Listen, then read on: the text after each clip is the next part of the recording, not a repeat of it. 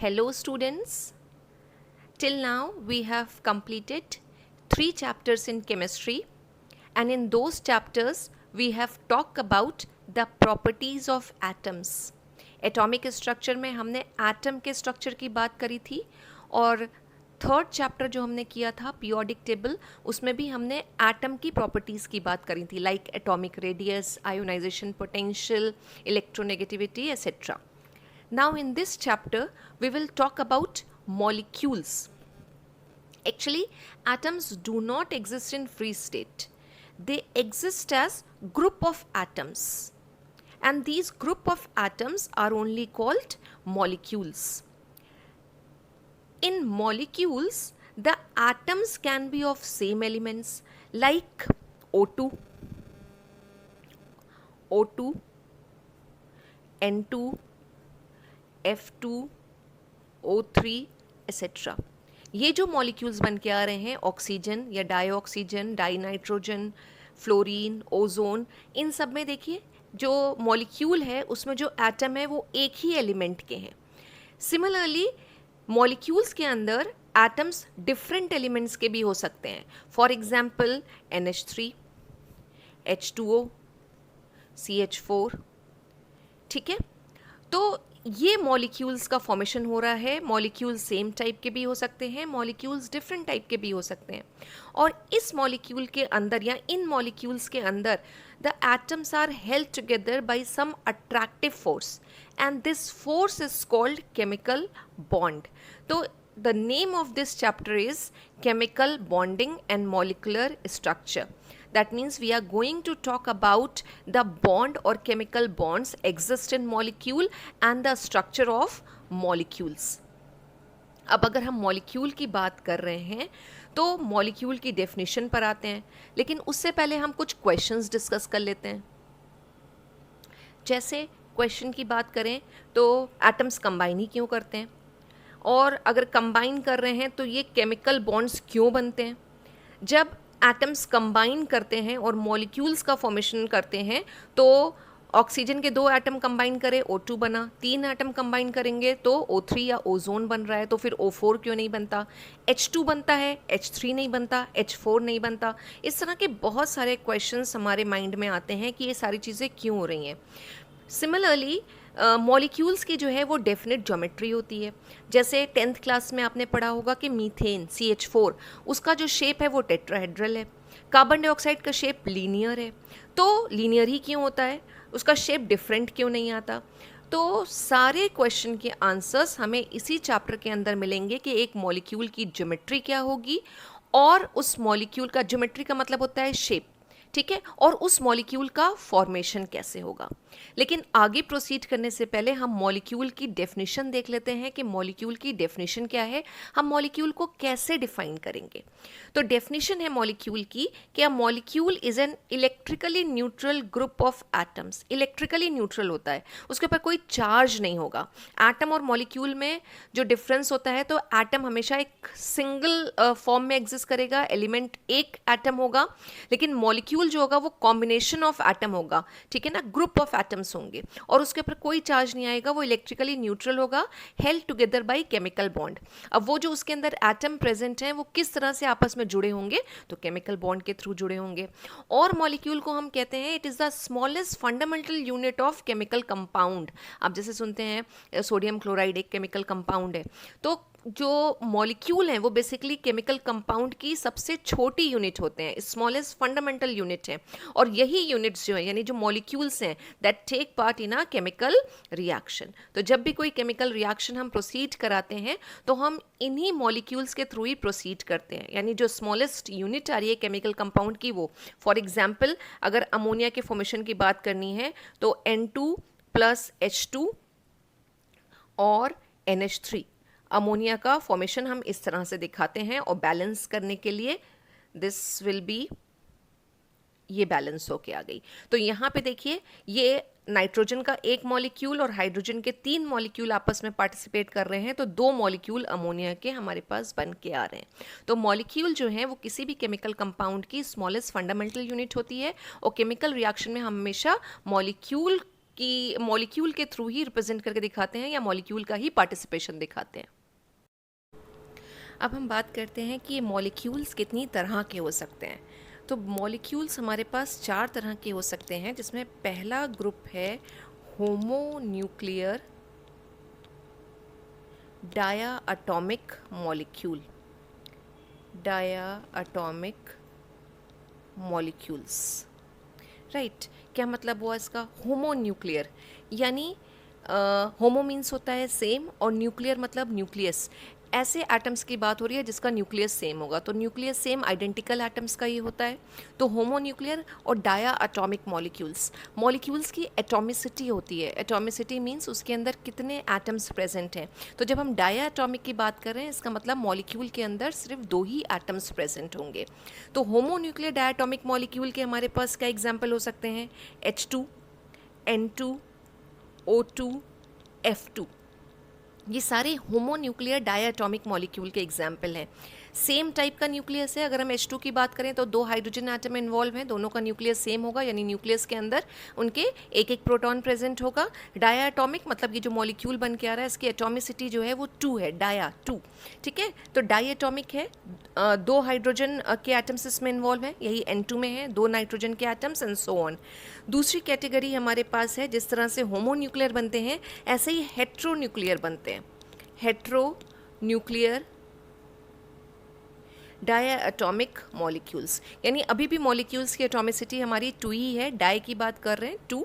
Heteronuclear, लेकिन अब जो 2 एटम्स इन्वॉल्व होंगे उनके न्यूक्लियस डिफरेंट होंगे, यानी वो सेम एटम नहीं होंगे, डिफरेंट एटम होंगे। इसके एग्जाम्पल्स क्या क्या हो सकते हैं? HF, एक हाइड्रोजन का एटम और एक फ्लोरीन का एटम आपस में बॉन्ड बना के ये HF का मॉलिक्यूल बनाएंगे। इसी तरह से HCl बन रहा है, कार्बन मोनोऑक्साइड CO, या फिर NaCl। ये सारे के सारे जो एग्जाम्पल हैं वो हेट्रोन्यूक्लियर डायाटॉमिक मॉलिक्यूल के हैं कि 2 एटम्स इन्वॉल्व हैं और दोनों डिफरेंट एटम हैं, ठीक है। हेट्रो मीन्स ही होता है डिफरेंट। जिस तरह से डायाटॉमिक बने हैं इसी तरह से पॉलीएटॉमिक भी बनेंगे, और फिर पॉलीएटॉमिक में भी 2 कैटेगरी हो जाएंगी। आइदर हमारे पास होंगे homonuclear polyatomic molecules, polyatomic molecules, right. तो अब पॉलीएटॉमिक है मतलब जो एटॉमिसिटी आएगी वो 2 से ज़्यादा होगी, और अगेन जो एटम होगा वो सेम होगा। होमोन्यूक्लियर आ रहा है, होमो सेम, न्यूक्लियर न्यूक्लियस की बात कर रहे हैं। इसमें हमारे पास कौन कौन से एग्जाम्पल्स हो सकते हैं? ओजोन, O3, ऑक्सीजन के 3 एटम इन्वॉल्व हैं, तीनों ही ऑक्सीजन है तो होमोन्यूक्लियर हुआ, और 3 एटम है 2 से ज़्यादा है तो पॉलीएटॉमिक मॉलिक्यूल का एग्जाम्पल हो गया। या फिर फॉस्फोरस का मॉलिक्यूल P4, या फिर सल्फर का मॉलिक्यूल जिसकी एटॉमिसिटी होती है 8, तो S8 मॉलिक्यूल बनता है सल्फर का। अब जब होमोन्यूक्लियर हैं तो फिर हेट्रोन्यूक्लियर भी होंगे। तो चौथी कैटेगरी हमारे पास आ गई मॉलिक्यूल्स की, हेट्रोन्यूक्लियर पॉलीएटॉमिक मॉलिक्यूल्स। अब इसके एग्जाम्पल्स बहुत सारे हमारे पास हैं। अभी हमने ऊपर रिएक्शन में अमोनिया का फॉर्मेशन किया था। अमोनिया 1 नाइट्रोजन और 3 हाइड्रोजन के एटम्स हैं, ठीक है, पॉलीएटॉमिक है और अलग अलग एटम्स हैं, हेट्रोन्यूक्लियर हो गया। मीथेन, जिसका भी हमने ऊपर बात करी थी, मीथेन, या फिर वाटर मॉलिक्यूल, या फिर कैल्शियम कार्बोनेट, या फिर जैसे कार्बन मोनोऑक्साइड बनाया था इसी तरह से कार्बन डाइऑक्साइड एक्सेट्रा। तो ये तो हो गए मॉलिक्यूल्स के टाइप।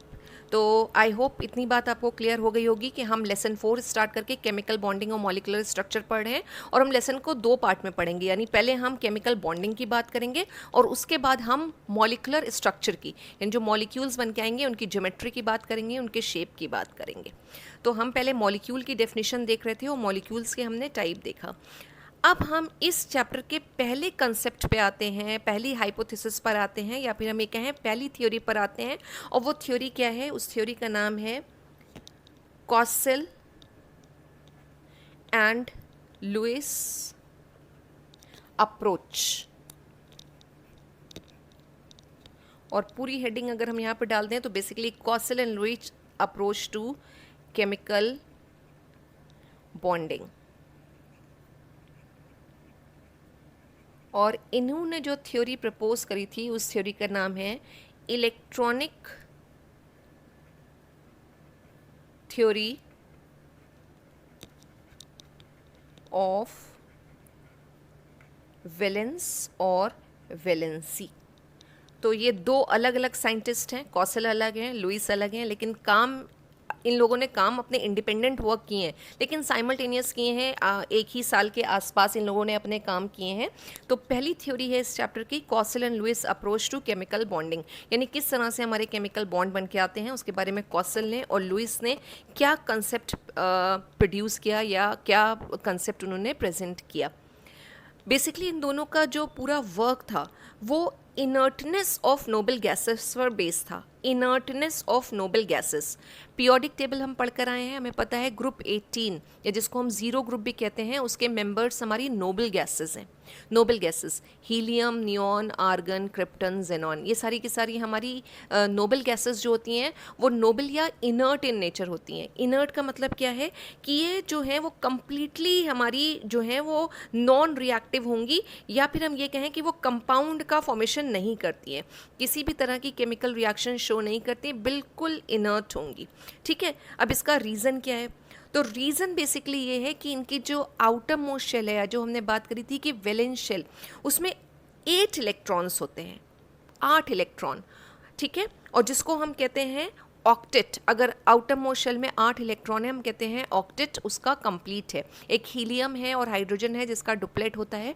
अदरवाइज जितने भी स्टेबल हमारे एटम्स हैं या अनरिएक्टिव एटम्स हैं, उनकी आउटर मोस्ट शेल में 8 इलेक्ट्रॉन होते हैं, और 8 से ही हमारा वर्ड आया है ऑक्टेट, राइट। तो जो नोबल गैसेस हैं उनका ऑक्टेट कंप्लीट होता है, उनको इलेक्ट्रॉन नहीं चाहिए होते और वो स्टेबल होते हैं।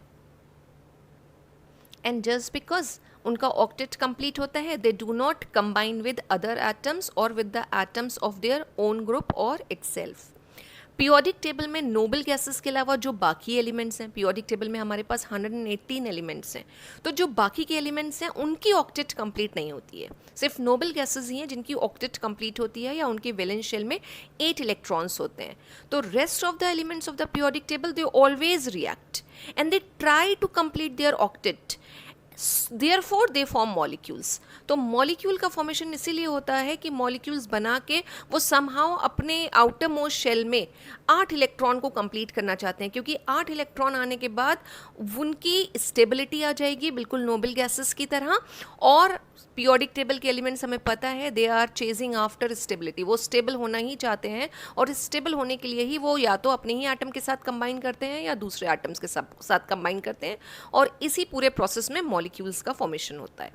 ठीक है, अब मॉलिक्यूल्स बनाने के लिए एलिमेंट्स या तो इलेक्ट्रॉन डोनेट करते हैं और या फिर इलेक्ट्रॉन एक्सेप्ट करते हैं। इसके साथ साथ एक और चीज़ होती है कि जहाँ पे इलेक्ट्रॉन डोनेट ना हो पाएँ और इलेक्ट्रॉन एक्सेप्ट नहीं हो पाएँ, वहाँ पे वो इलेक्ट्रॉन की शेयरिंग करते हैं, और इस पूरे प्रोसेस को केमिकल बॉन्ड फॉर्मेशन कहते हैं। यानी इलेक्ट्रॉन डोनेट होना, इलेक्ट्रॉन एक्सेप्ट होना या फिर इलेक्ट्रॉन की शेयरिंग होना, उसी से ही केमिकल बॉन्ड का फॉर्मेशन होता है। और बॉन्ड फॉर्मेशन में हमेशा वैलेंस शेल के इलेक्ट्रॉन का ही इन्वॉल्वमेंट होता है। ठीक है ना, जब भी हम आगे अभी स्ट्रक्चर्स बनाएंगे जहाँ हम दिखाएंगे कि किस तरह से एटम्स एक दूसरे के साथ कंबाइन हो रहे हैं या इलेक्ट्रॉन डोनेट और एक्सेप्ट कर रहे हैं, वहाँ पे हमेशा हम वैलेंस शेल इलेक्ट्रॉन की ही बात करेंगे। जो उस पर्टिकुलर एटम की इनर कंप्लीट शेल्स होंगी, उसके इलेक्ट्रॉन का पार्टिसिपेशन हम कभी भी बॉन्डिंग में नहीं दिखाते हैं। तो कॉसल एंड लुइस ने वैलेंस इलेक्ट्रॉन की ही बात करी है, और जो थ्योरी प्रपोज करी है वो थ्योरी है इलेक्ट्रॉनिक थ्योरी ऑफ वैलेंसी और वैलेंस। और इसी को हम बोलते हैं, जब 8 इलेक्ट्रॉन अपने कंप्लीट कर लेते हैं तो इसी को ही हम बोलते हैं ऑक्टेट रूल, यानी उनकी आउटर मोस्ट शेल में 8 इलेक्ट्रॉन आ गए। तो हमारे पास एक टर्म और इस थ्योरी से आता है and that is octet rule. Octet rule अब क्या कहता है ये ऑक्टेट रूल? आपको समझ में आ रहा होगा कि ऑक्टेट की हम बात कर रहे हैं, एटम की आउटर मोस्ट शेल में 8 इलेक्ट्रॉन होना, ठीक है ना, और स्टेबिलिटी एक्वायर करना, नोबल गैसेस की तरह बिहेव करना। ठीक है, तो ये ऑक्टेट हर एटम एक्वायर करना चाहता है एक्सेप्ट हाइड्रोजन एंड हीलियम। उसमें याद रखिएगा, उसमें डुप्लेट की हम बात करते हैं। तो या और ऐसे एलिमेंट जहाँ पे 8 नहीं आ रहे हो, 2 हीलियम वाला कॉन्फ़िगरेशन आ रहा हो, तो वहाँ पे वो डुप्लेट एक्वायर करते हैं। तो ऑक्टेट रूल क्या है कि atoms of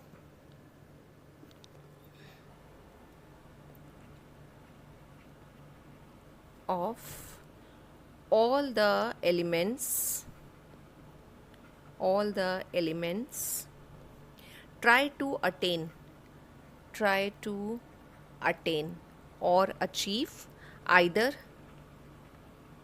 2 electrons or 8 electrons in their outermost energy shell.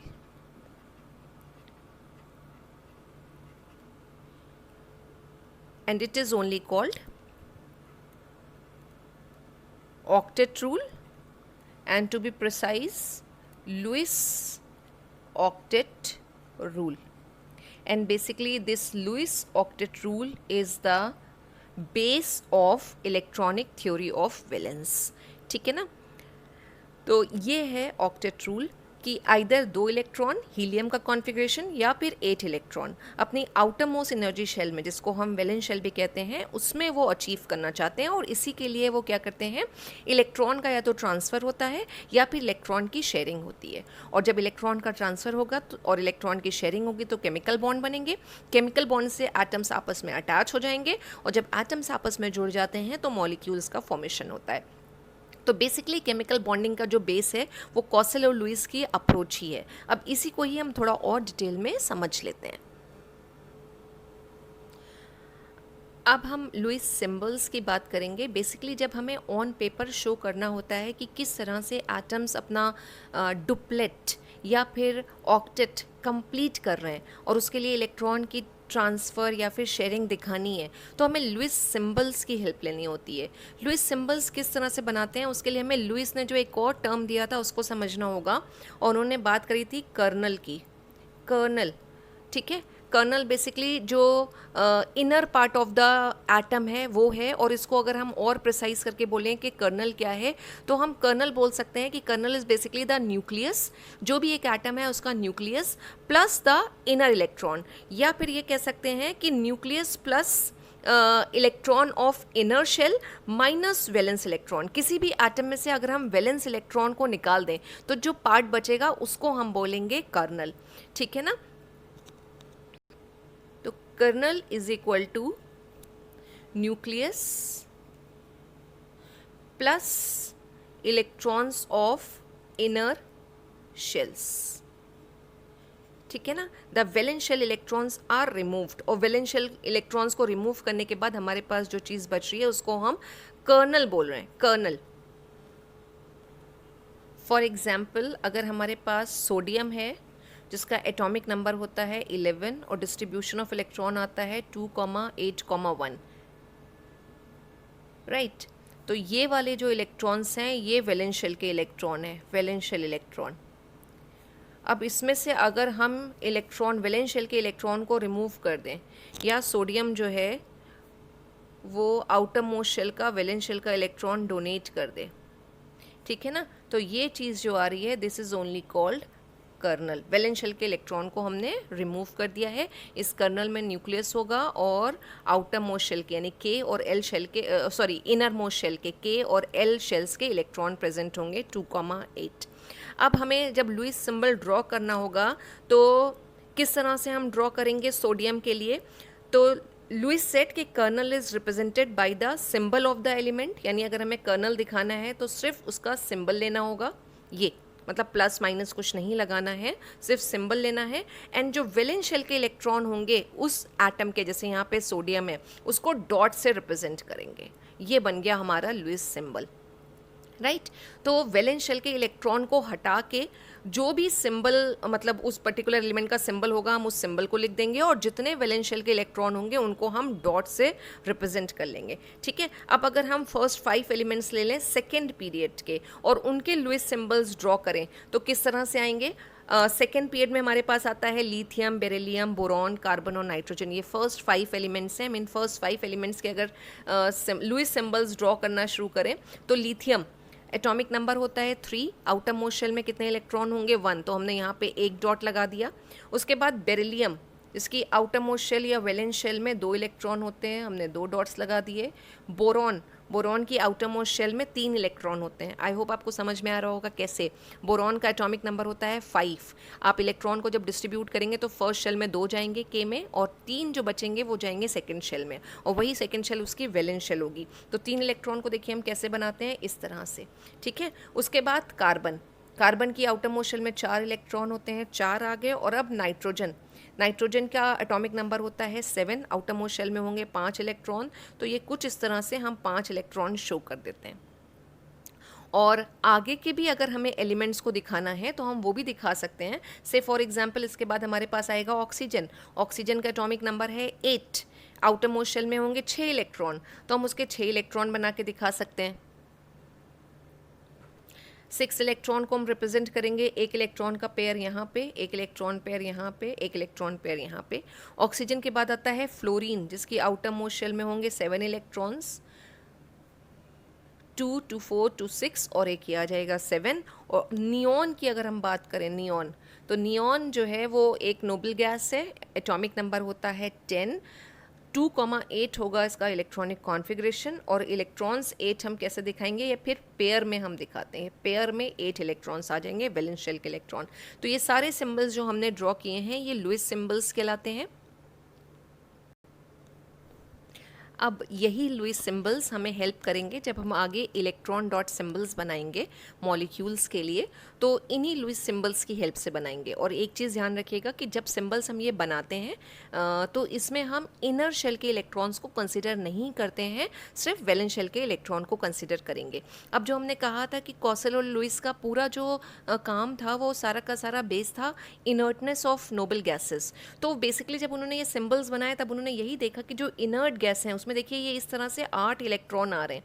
तो उन्होंने यही बताने की कोशिश करी अपनी थ्योरी में कि जितने भी एलिमेंट्स हैं वो कुछ इसी तरह का कॉन्फ़िगरेशन एक्वायर करना चाहते हैं, या ऐसे 8 इलेक्ट्रॉन एक्वायर करना चाहते हैं। और अगर ये 8 इलेक्ट्रॉन उनके पास हो जाते हैं किसी भी तरीके से, चाहे वो ट्रांसफ़र से हो चाहे वो शेयरिंग से हो, तो वो स्टेबल हो जाते हैं और बिल्कुल नोबल गैसेस की तरह बिहेव करने लगते हैं। अब लुईस सिंबल्स की सिग्निफिकेंस क्या है, यानी इसकी और इम्पोर्टेंस क्या है, तो बेसिकली इन सिंबल्स की हेल्प से हम एलिमेंट्स की वैलेंसी को भी कैलकुलेट कर सकते हैं। वैलेंसी का कंसेप्ट हमने पिछले चैप्टर में पढ़ा है कि वैलेंसी जो है बेसिकली या तो अगर नंबर जो आउटर मोस्ट शेल है, वैलेंस शेल है, उसमें जो इलेक्ट्रॉन का नंबर है वो अगर 1 2 3 और अगर 4 भी है तो वो सेम वही रहती है वैलेंसी। और अगर उससे ज़्यादा हो रही है, 4 से ज़्यादा है, तो फिर हम 8 में से माइनस करके वैलेंसी कैलकुलेट करते हैं, ठीक है ना। तो यहाँ लिथियम की जब बात करें तो एक ही इलेक्ट्रॉन है, मोनोवेलेंट है, यहाँ 2 इलेक्ट्रॉन आ रहे हैं। यहाँ जब हम बोरॉन की बात कर रहे हैं 3 इलेक्ट्रॉन, कार्बन टेट्रावेलेंट है। और जब हम नाइट्रोजन पे पहुँचेंगे तो वैलेंसी निकालने के लिए हम 8 माइनस नंबर ऑफ डॉट्स कर देंगे, ठीक है। तो नंबर ऑफ डॉट्स कितने हैं हमारे पास, 5, 8 माइनस 5 करेंगे तो आएगा 3 आंसर। तो दिस इज़ 3, दिस इज़ 2, यहाँ 1 आएगा और यहाँ पे 0 आ जाएगा। इसीलिए जो इनर्ट गैसेस हैं उनको हम ज़ीरो वैलेंट भी कहते हैं, या उनकी वैलेंसी की जब बात करते हैं तो हम कहते हैं ज़ीरो वैलेंसी है, यानी कि उनकी जो कंबाइनिंग कैपेसिटी है वो 0 है, ठीक है। तो कॉसल और लुईस की इलेक्ट्रॉनिक थ्योरी ऑफ वैलेंसी क्या है, वो सिंपली यही है कि जो एटम्स हैं वो चाहते हैं कि अपनी वैलेंस शेल में वो 8 इलेक्ट्रॉन्स कंप्लीट कर लें समहाउ मीन्स चाहे वो इलेक्ट्रॉन को ट्रांसफ़र करके करें और चाहे वो इलेक्ट्रॉन को शेयर करके करें। और इस तरह से जो रीडिस्ट्रीब्यूशन ऑफ इलेक्ट्रॉन होता है वैलेंस शेल में, ठीक है, चाहे इलेक्ट्रॉन ट्रांसफ़र हो रहा हो चाहे इलेक्ट्रॉन शेयर हो रहा हो, और atom noble gas configuration acquire कर रहे हैं, तो हम इसी को ही बोलते हैं कि this is the base of electronic theory of valency.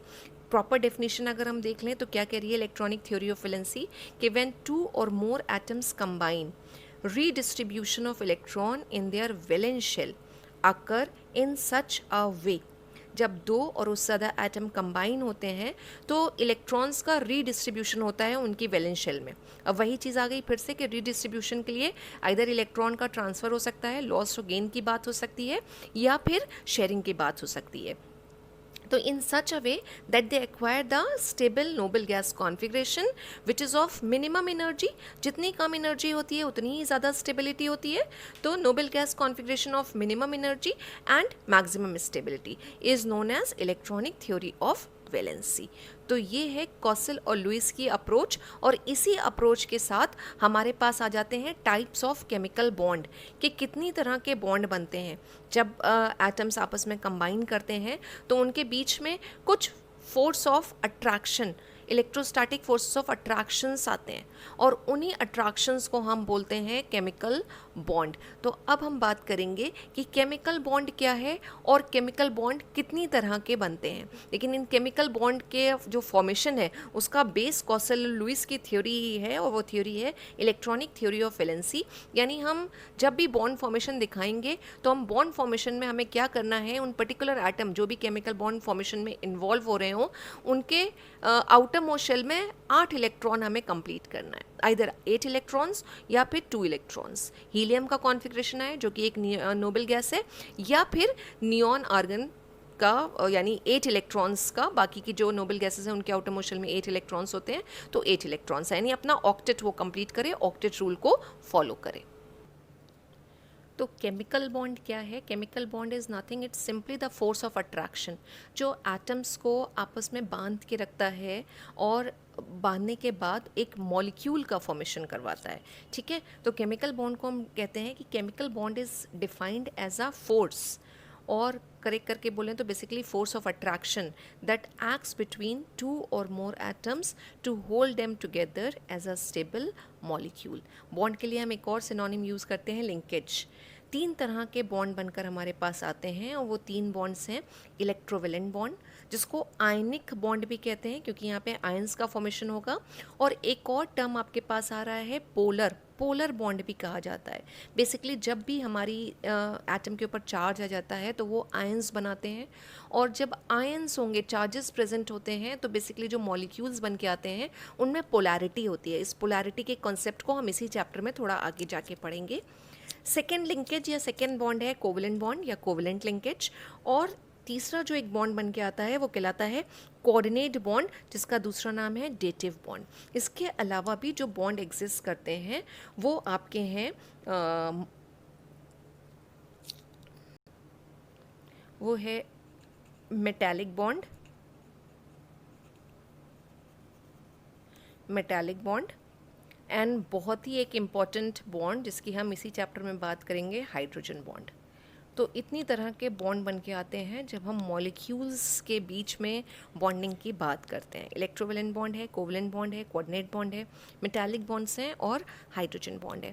अब इन्हीं बॉन्ड्स को हमें वन बाय वन समझना है, और हम स्टार्ट करेंगे इलेक्ट्रोवेलेंट बॉन्ड से कि इलेक्ट्रोवेलेंट बॉन्ड क्या है और किस तरह से बनता है, और किन एलिमेंट्स के बीच में ये बॉन्ड बनेगा, हमें क्या फैक्टर्स देखना होंगे। ठीक है, तो इलेक्ट्रोवेलेंट बॉन्ड बेसिकली जब भी बनता है तो वो ट्रांसफ़र ऑफ इलेक्ट्रॉन से बनता है। कंप्लीट ट्रांसफ़र ऑफ इलेक्ट्रॉन होते हैं, यानी एक एटम इलेक्ट्रॉन को डोनेट करेगा और दूसरा एटम इलेक्ट्रॉन को एक्सेप्ट करेगा। अब डोनेट कौन से इलेक्ट्रॉन्स, डोनेट कौन से एलिमेंट्स करते हैं? तो जो पीरियोडिक टेबल के हम कहेंगे इलेक्ट्रोपॉजिटिव एलिमेंट्स होते हैं, या जो हमारी मेटल्स हैं, और कौन सी मेटल्स? बेसिकली जो एस ब्लॉक की मेटल्स हैं जो पीरियोडिक टेबल में एक्सट्रीमली लेफ्ट साइड पे होते हैं, they are highly electropositive in nature.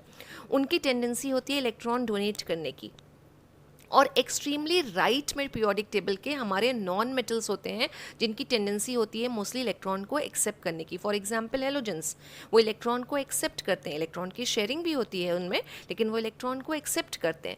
लेकिन जब भी मेटल्स हमारे इन्वॉल्व होंगे तो मेटल्स और एस ब्लॉक की मेटल्स यानी कि ग्रुप 1 और ग्रुप 2 पीरियोडिक टेबल का, ये हमेशा क्या करेंगे? आयनिक बॉन्ड का ही फॉर्मेशन करेंगे, यानी इलेक्ट्रॉन डोनेट करेंगे। जो सबसे पहला एग्जाम्पल इलेक्ट्रोवेलेंट बॉन्ड में समझाया जाता है वो सोडियम क्लोराइड का ही होता है, जहाँ पे सोडियम एक इलेक्ट्रॉन डोनेट करता है और Cl या क्लोरीन उस एक इलेक्ट्रॉन को एक्सेप्ट करके क्लोराइड आयन बनाता है, और इस तरह से दोनों के बीच में electrostatic forces of attraction develop होते हैं, और उन्हीं इलेक्ट्रोस्टैटिक फोर्सेस ऑफ अट्रैक्शन को हम बोलते हैं आयनिक बॉन्ड या फिर इलेक्ट्रोवेलेंट बॉन्ड।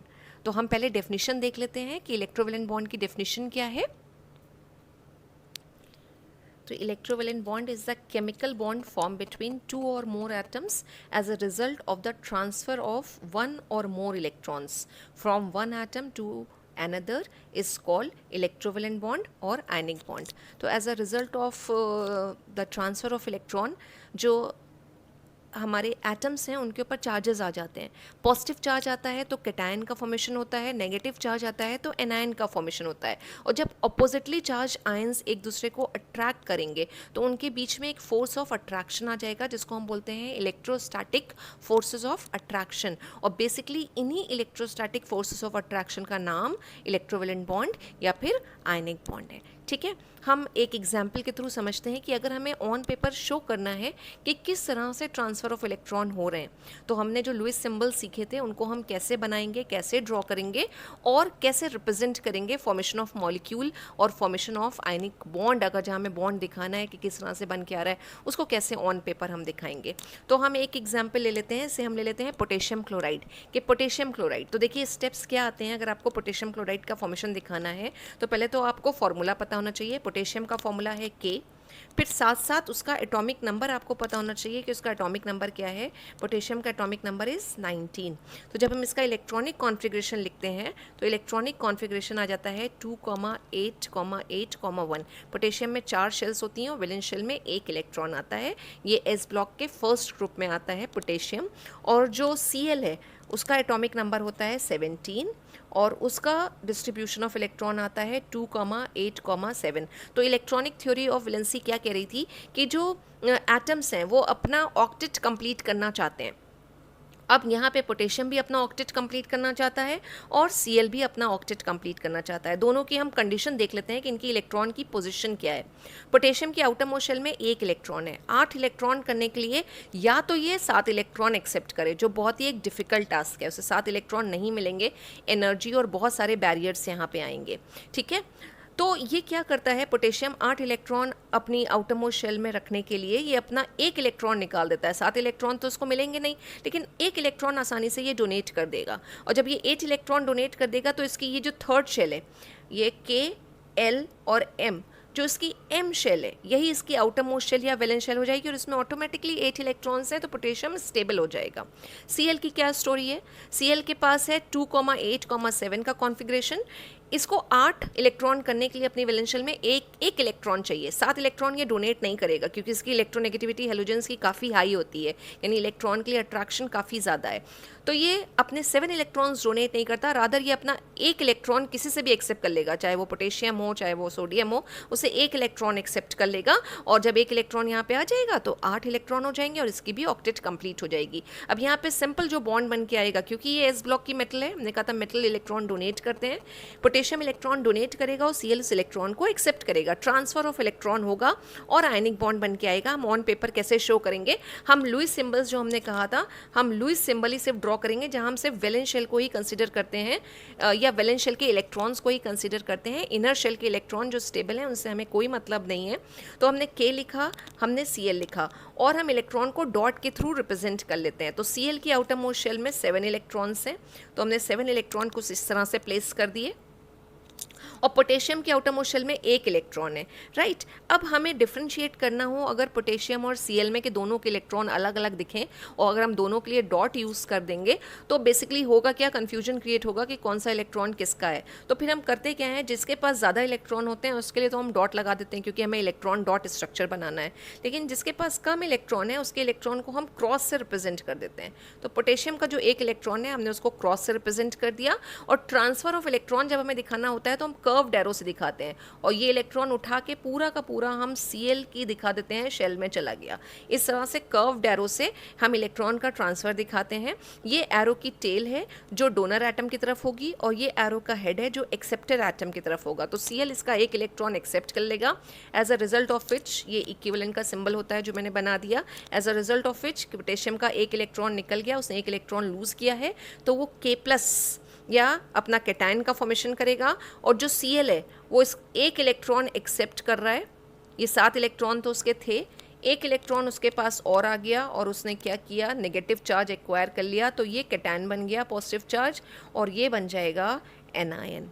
राइट, और हमारे पास क्या आ जाएगा, K+ और Cl-, ये इस तरह का एक आयनिक कंपाउंड बन जाएगा। और इलेक्ट्रोस्टैटिक फोर्सेस ऑफ अट्रैक्शन को हम इन दोनों के बीच में कैसे दिखाते हैं, ये पॉजिटिवली चार्ज है, Cl नेगेटिवली चार्ज है। तो इस तरह की डॉटेड लाइन से, जो बेसिकली हमने जब मैग्नेटिक फील्ड वगैरह दिखाना होता है तो हम ये डॉटेड लाइन दिखाते हैं, हम ये electrostatic forces of attraction represent कर देंगे। Electrostatic forces of attraction, electrostatic forces of attraction develop हो गए कैटायन और एनायन के बीच में, and we will get a compound KCl. So this is the way we show the formation of ionic bond between a metal and a non-metal by transfer of electron. Ionic bond के formation के लिए कुछ conditions भी हैं, जैसे हमने कहा था कि बेसिकली आयनिक बॉन्ड जो पीरियोडिक टेबल में एस ब्लॉक के मेंबर्स हैं वो प्रेफर करते हैं बनाना, यानी ये ज़्यादा इलेक्ट्रोपॉजिटिव इन नेचर होंगे। तो ऐसे सारे के सारे एलिमेंट्स जिनका वैलेंस इलेक्ट्रॉन की जब हम बात करें तो वैलेंस इलेक्ट्रॉन जो है या वैलेंसी 1, 2 या 3 आ रही हो, यानी इलेक्ट्रोपॉजिटिव एटम हो और साथ ही साथ उनकी आउटर मोस्ट शेल में 1, 2 या 3 इलेक्ट्रॉन हो, और इलेक्ट्रोनेगेटिव एटम जिनकी आउटर मोस्ट शेल में 5, 6 या 7 इलेक्ट्रॉन हो, वो प्रेफर करते हैं आयनिक बॉन्ड बनाना। इलेक्ट्रोपॉजिटिव एटम इलेक्ट्रॉन डोनेट करेंगे और ये इलेक्ट्रोनेगेटिव जो एटम्स होंगे वो इलेक्ट्रॉन को एक्सेप्ट करेंगे। एक इम्पॉर्टेंट कंडीशन और है आयनिक बॉन्ड के फॉर्मेशन के लिए, और वो है डिफरेंस इन इलेक्ट्रोनेगेटिविटी। जो भी एटम आपस में कंबाइन हो रहे हैं और आयनिक बॉन्ड का फॉर्मेशन कर रहे हैं, उनकी इलेक्ट्रोनेगेटिविटीज़ जो आपने पिछले चैप्टर में पढ़ी है प्रॉपर्टी कि the tendency to attract the shared pair of electron toward itself, वो इलेक्ट्रोनेगेटिविटी डिफरेंस जो है वो या तो 2 या उससे ज़्यादा होना चाहिए। अगर इलेक्ट्रोनेगेटिविटी डिफरेंस हाई, ये हाई डिफरेंस कहलाता है, 2 या उससे ज़्यादा होना हाई डिफरेंस कहलाता है। डिफरेंस जितना हाई होता चला जाएगा उतना अच्छा आयनिक बॉन्ड बन के आएगा। अब जब हमारा आयनिक बॉन्ड बन गया है 2 एटम के बीच में, कैटायन के बीच में, एनायन के बीच में, तो उनका फॉर्मूला अगर हमें लिखना हो तो हम फॉर्मूला कैसे लिखते हैं हम वो भी देख लेते हैं। जब भी हमारे फॉर्मूला राइटिंग की बात आती है और जो भी हमें कंपाउंड दिया होता है फॉर्मूला लिखने के लिए, फॉर एग्जांपल अगर आपसे कहा गया है कि आपको एल्युमिनियम ऑक्साइड का फॉर्मूला लिखना है, तो आप किस तरह से एल्युमिनियम ऑक्साइड का फॉर्मूला लिखेंगे? फॉर्मूला लिखने के लिए जो भी सिंबल्स हैं उसमें जो आयन्स इन्वॉल्व हैं उनको इस तरह से हमें साइड बाय साइड लिखना है कि जो पॉजिटिव आयन है उसमें वो लेफ्ट हैंड साइड पर आए और जो नेगेटिव आयन है वो राइट हैंड साइड में आए। तो एल्युमिनियम ऑक्साइड में एल्युमिनियम मेटल है, वो पॉजिटिव आयन का फॉर्मेशन करेगी, और ऑक्साइड यानी कि ऑक्सीजन जो नेगेटिव चार्ज कैरी करता है, 2- चार्ज आता है, वो आएगा राइट हैंड साइड में।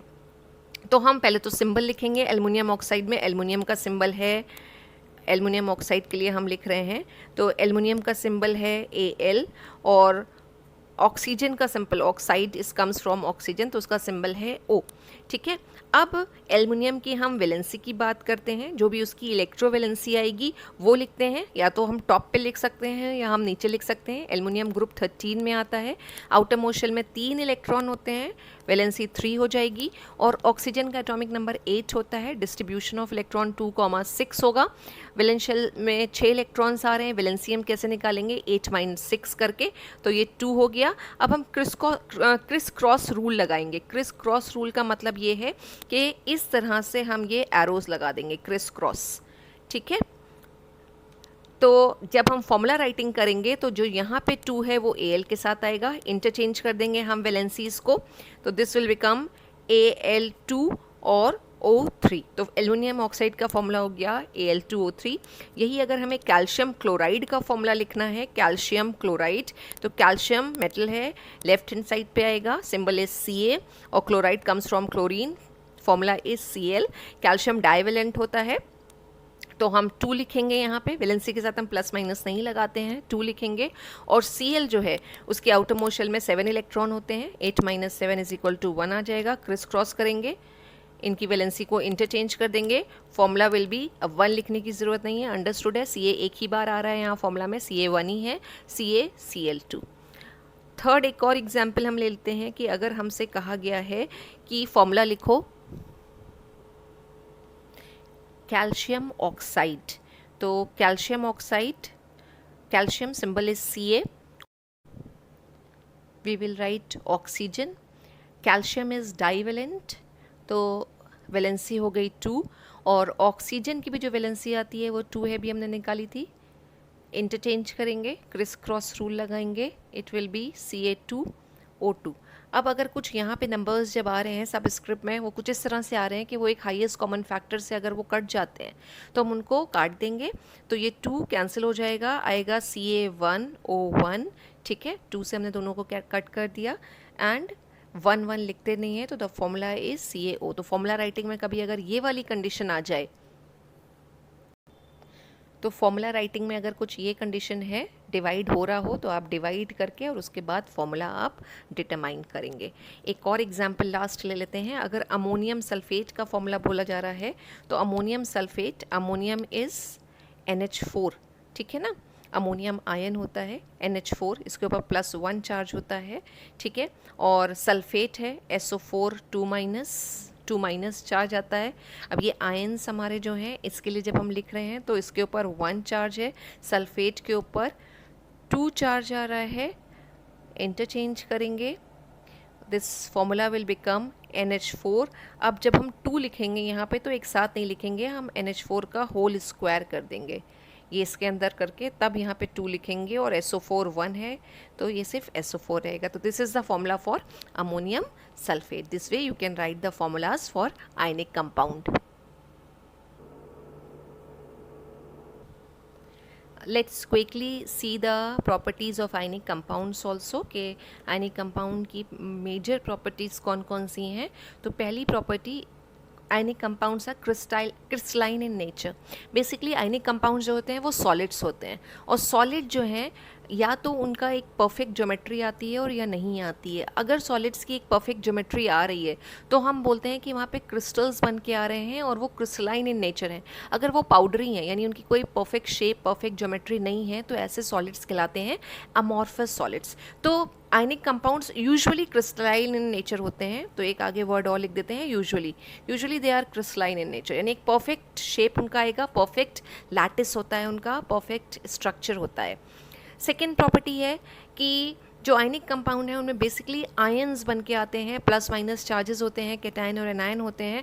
तो अगर कैटायन और एनायन है, अगर full positive negative charges present हैं, तो वहाँ पे strong electrostatic forces of attraction होंगे, right, and they will be held very tightly with each other.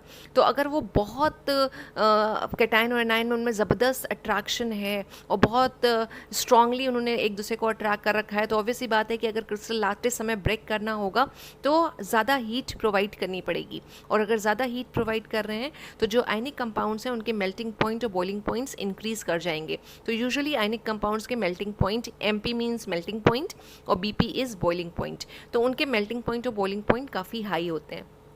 Solids हैं तो हार्ड और ब्रिटल इन नेचर भी होंगे। आयनिक कंपाउंड्स के ऊपर बेसिकली चार्ज आता है, और जब कंपाउंड्स के ऊपर चार्ज प्रेजेंट होते हैं तो उन्हें हम कहते हैं पोलर कंपाउंड। आयनिक कंपाउंड का दूसरा, आयनिक बॉन्ड का दूसरा नाम पोलर बॉन्ड भी था। तो लाइक डिजॉल्व्स लाइक का कंसेप्ट चलता है। पोलर बॉन्ड है, पोलर कंपाउंड्स हैं, तो ये पोलर सॉल्वेंट्स में यानी कि वाटर मॉलिक्यूल में ही सॉल्युबल होंगे। वाटर मॉलिक्यूल के ऊपर भी चार्ज प्रेजेंट होता है, ये आगे हम पढ़ेंगे जाकर। फिर आयनिक कंपाउंड है, चार्ज प्रेजेंट है, तो ये गुड कंडक्टर ऑफ इलेक्ट्रिसिटी होंगे। लेकिन एक चीज़ बहुत अच्छे से याद रखिएगा, आपसे कंसेप्चुअल क्वेश्चन में पूछ लिया जाता है कि सॉलिड स्टेट में इसमें इलेक्ट्रिसिटी फ्लो नहीं होगी, क्योंकि सॉलिड स्टेट में जो है उनके ऊपर चार्ज जो है वो न्यूट्रलाइज हो चुका होगा। तो चार्ज को ब्रेक करना होगा, और कंपाउंड को ब्रेक करना होगा, और कंपाउंड को ब्रेक करने के लिए उन्हें या तो मोल्टेन फॉर्म में या फिर सोल्यूशन फॉर्म में लाना होगा, राइट। उनके बीच के इलेक्ट्रोस्टैटिक फोर्स ऑफ अट्रैक्शन को थोड़ा सा वीकन करना पड़ेगा। तो हमेशा वो गुड कंडक्टर ऑफ इलेक्ट्रिसिटी होते हैं मोल्टेन फॉर्म में या फिर सोल्यूशन में। सॉलिड स्टेट में उनमें इलेक्ट्रिसिटी कंडक्ट नहीं होती है। फिर जो आयनिक कंपाउंड है वो आइसोमॉर्फिज्म शो करते हैं। आइसोमॉर्फिज्म क्या है? Isomorphism means compounds having same electronic configuration,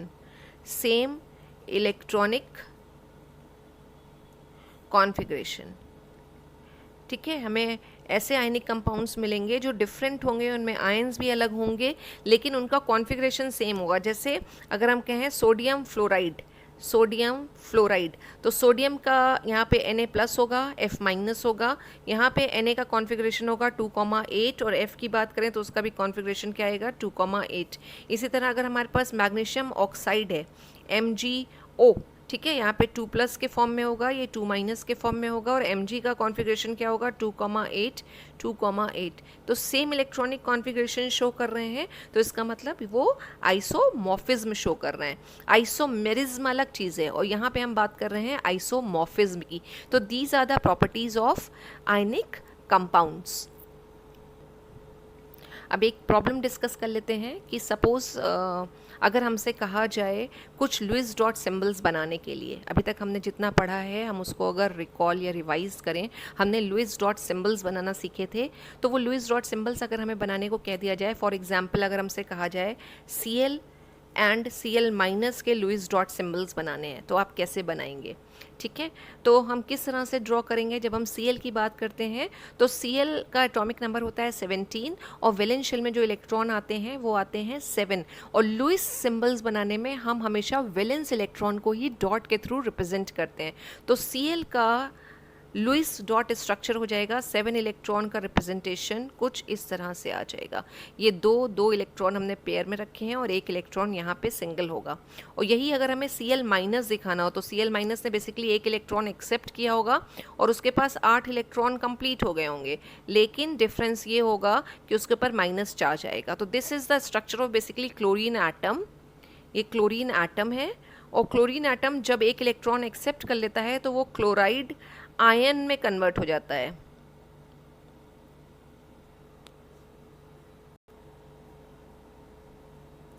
chloride ion का फॉर्मेशन करेगा। इसी तरह से अगर हमसे कहा जाए Ca एंड Ca2+, इनके लुईस सिंबल्स बनाने हैं, तो Ca हमें पता है 2 इलेक्ट्रॉन आएंगे इसके, तो हम 2 इलेक्ट्रॉन बना लेते हैं। और Ca2+ की जब बात होगी तो ये 2 इलेक्ट्रॉन बेसिकली डोनेट कर चुका होगा, तो इसके ऊपर चार्ज कितना आ चुका होगा Ca2+, तो ये बन गया हमारा Ca2+ का स्ट्रक्चर। तो लुईस डॉट स्ट्रक्चर्स बनाना बहुत इंपॉर्टेंट है, क्योंकि आगे आप सीखेंगे जब कोवलेंट बॉन्ड जब हम बनाएंगे तो उसमें हम कंपाउंड के लिए लुईस सिंबल्स बनाएंगे, जहाँ हमें दिखाना होगा कि किस तरह से जो एटम्स हैं वो अपनी ऑक्टेट को कंप्लीट करते हैं और नोबल गैस कॉन्फ़िगरेशन एक्वायर करते हैं। तो स्टूडेंट्स, आज की क्लास में हमने जितना पढ़ा है, जो टॉपिक्स पढ़े हैं उनको रिकॉल कर लेते हैं। हमने स्टार्ट करा था कॉसेलो-लुईस अप्रोच से कि कॉसेलो-लुईस अप्रोच क्या है, ठीक है, इलेक्ट्रोवैलेंसी का कंसेप्ट क्या होता है, केमिकल बॉन्ड्स क्या होते हैं, केमिकल बॉन्ड्स क्यों बनते हैं और कितनी तरह के होते हैं, जिसमें से हमने आज की क्लास में आयनिक बॉन्ड को डिस्कस कर लिया कि आयनिक बॉन्ड का फॉर्मेशन किस तरह से होता है और पीरियोडिक टेबल के कौन से एलिमेंट्स आयनिक बॉन्ड बनाएंगे। और जब बॉन्ड बन जाता है तो एक आयनिक कंपाउंड हमारे पास आता है। जब बहुत सारे मॉलिक्यूल्स एक साथ कलेक्ट होते हैं तो कंपाउंड बनता है। हमने मॉलिक्यूल को बोला था कि वो कंपाउंड की सिंपलेस्ट और फंडामेंटल यूनिट है, ठीक है। तो जो आयनिक कंपाउंड्स बन के आते हैं बेटा, उनकी प्रॉपर्टीज़ क्या हैं वो अभी हमने डिस्कस कर ली। तो आज की क्लास के लिए इतना सफिशिएंट है। नेक्स्ट क्लास में हम कोवलेंट बॉन्ड को और कोऑर्डिनेट बॉन्ड को डिस्कस करेंगे। Thank you so much students.